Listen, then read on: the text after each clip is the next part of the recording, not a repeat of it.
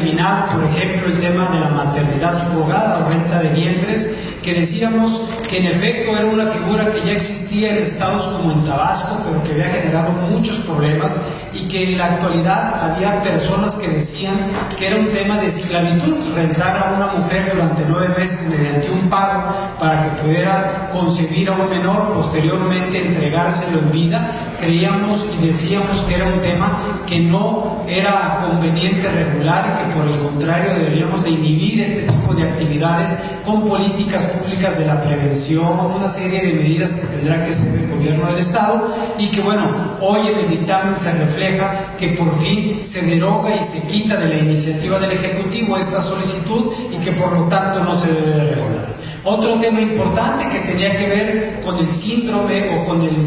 llamado de la actitud de la alienación parental, que tiene que ver con la manipulación que hacen los padres en conflicto mediante un divorcio, cuando el menor puede ser causa o motivo de que uno de los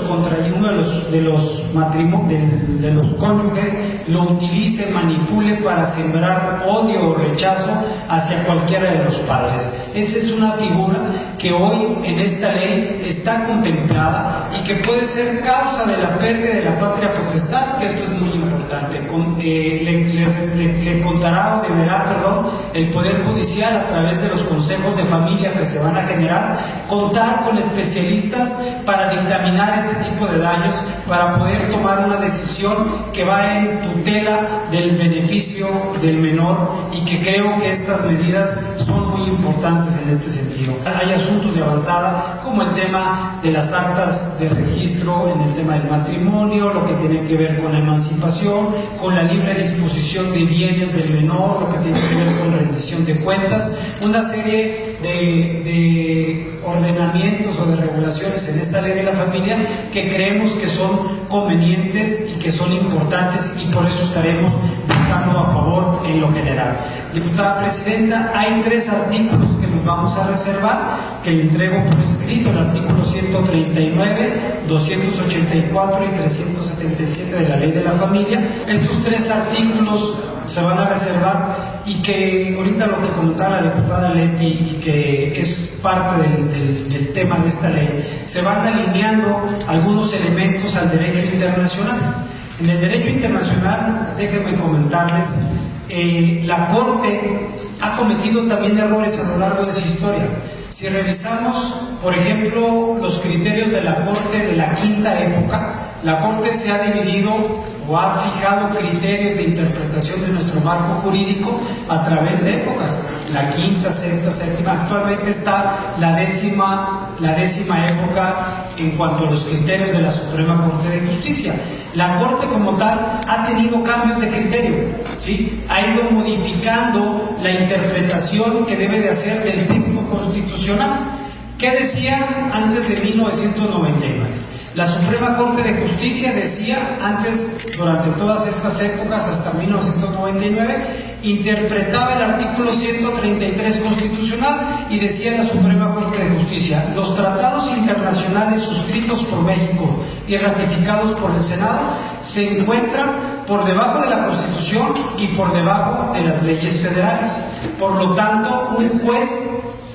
un magistrado tendrá que, en esa misma jerarquía, aplicar primero la ley federal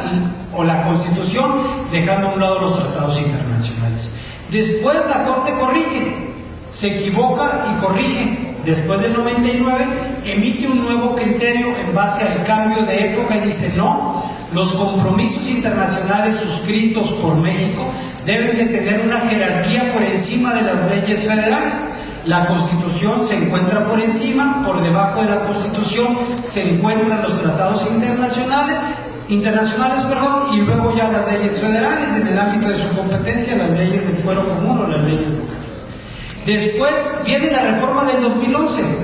y en el 2011 el Congreso de la Unión dice: no, los tratados internacionales que sean suscritos y que vayan conforme a la Constitución se deben de privilegiar siempre bajo la figura de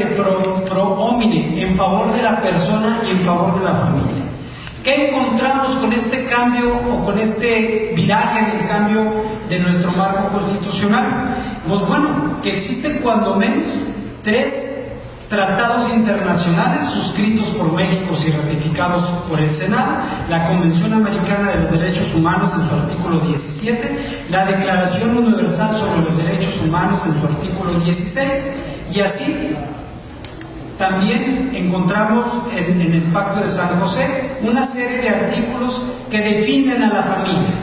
que entienden a la familia como un derecho que tiene como elemento natural y fundamental de la sociedad y que debe ser protegida por el Estado. Y se reconoce el derecho del hombre y la mujer a contraer matrimonio, artículo 17 de la Convención Americana de los Derechos Humanos, que está suscrita en términos del 133 y ratificada por el Senado, y que de acuerdo a la última reforma del 2011 es nuestro marco normativo positivo vigente para todas las autoridades y obviamente para este Congreso, para observar, para velar, para poderlo aplicar. Por eso la reserva del matrimonio, en donde creemos que esta figura deberá ser la unión entre un hombre y una mujer, porque los fines del matrimonio son distintos y que están contemplados obviamente en esta ley de la familia, en donde se deja abierta la posibilidad que, aunque ya existía en una reforma anterior, con esta reforma constitucional podríamos rectificar, podríamos corregir y podríamos hacer esta acotación,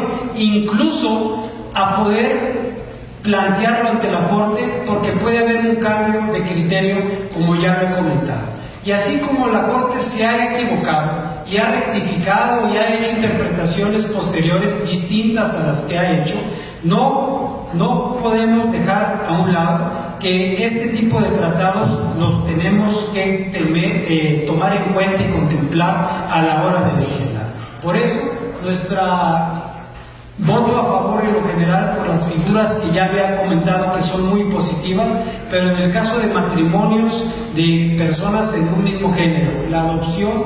entre parejas de un mismo género, que se les pueda permitir la adopción. Y en el tema de parejas estables, en el caso de indemnizaciones, creo que ahí son reservas que tendremos que acotar y que ahorita mi compañera legisladora hará la anotación respectiva. Por eso pido en lo general su voto a favor de la ley de la familia, y sobre las reservas, ojalá que nos puedan acompañar haciendo las modificaciones que estaremos planteando. Es cuanto, diputada presidenta.